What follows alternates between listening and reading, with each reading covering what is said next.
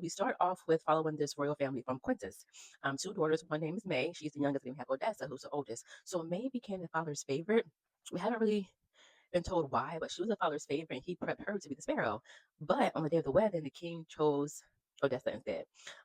So what I like about the book is one, the MMC. So there are two MMCs in this book, and but the one that we follow the most, they call him the Guardian, and he 100% reminds me of the Witcher.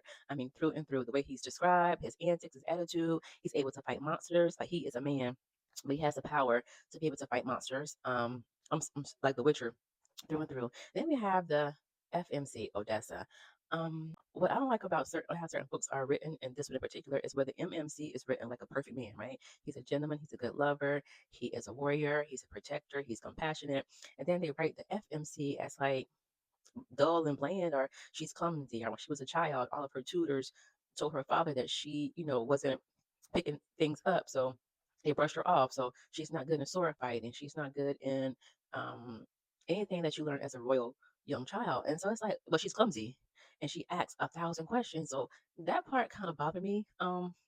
But there's enough in the book that kept me interested, especially with the Guardian and the monsters of the book. So I really, really enjoyed the different type of monsters, how they were described, their powers, their like how they moved. It was awesome. Lots and lots of different monsters. And nothing about this book is that all of the regions are preparing for this migration. It's called, I think it's the animal is pronounced a crux. So it's some type of flying animal that migrates every so many years across the land, and it just kills people.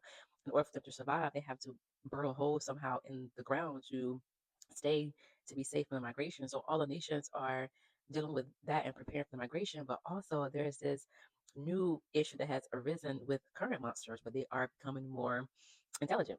So that was very interesting as well.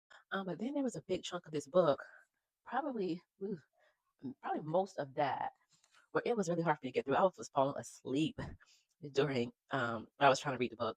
Um, I have about 30 pages left. I'm trying to get through it tonight because it's very possible, but it's just hard. I keep drifting off. Like my mind keeps wandering on other things.